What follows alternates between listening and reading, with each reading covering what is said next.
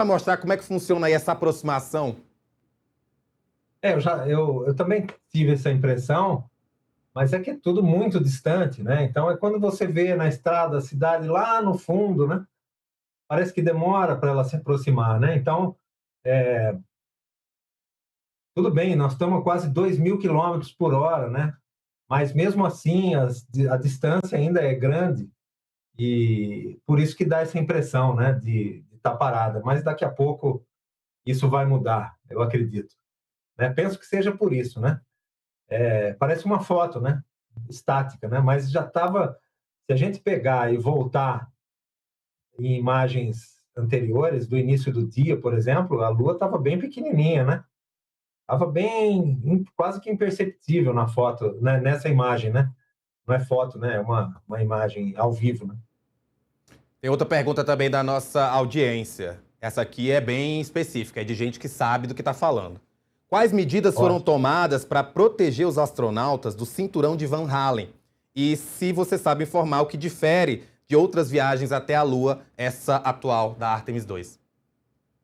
Olha, eu não sou especialista nesse assunto, mas a, eu não tenho esse dado de quais foram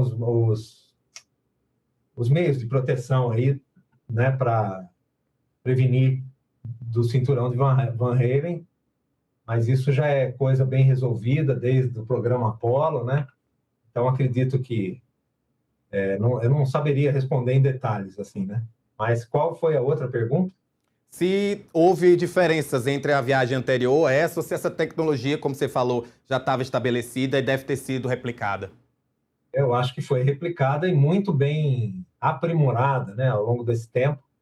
Você sabe que um dado interessante é que muito do que a gente tinha, muito do que a gente não, muito do que a NASA tinha a respeito do programa Apollo, programas, cálculos, todo o relatório de missões, projeto, muitas dessas coisas foram perdidas, né?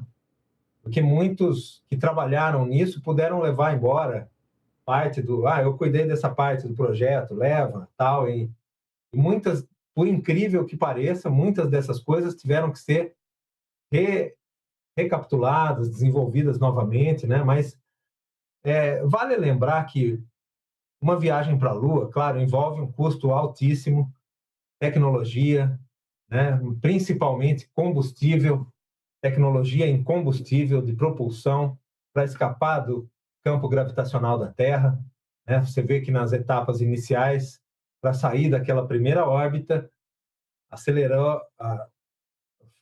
precisou acelerar 40.000 quilômetros por hora, que é a velocidade de escape do campo gravitacional da Terra, e entrar ali e ir em direção à área de influência gravitacional da Lua, né? É, essa tecnologia, a parte técnica, física, né, as contas, vamos dizer assim, são coisas que foram estabelecidas lá em 1666, com o famoso Isaac Newton, que descobriu as 3 leis do movimento, né? Então, é incrível você imaginar que boa parte dessa viagem em direção à Lua é sem motor, certo?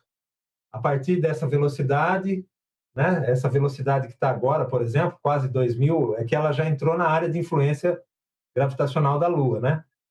Mas a maior parte da viagem é sem motor, é a partir da velocidade inicial que tinha, e segue em movimento retilíneo uniforme, aquele primeiro que a gente aprende no colégio, né?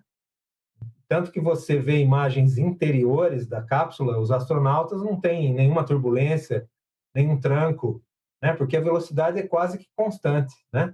Daqui a pouco começa a acelerar um pouquinho, né? Vai atingir uns 2.000, por aí, 2.000 quilômetros por hora, um pouquinho menos, né? Mas é isso, não...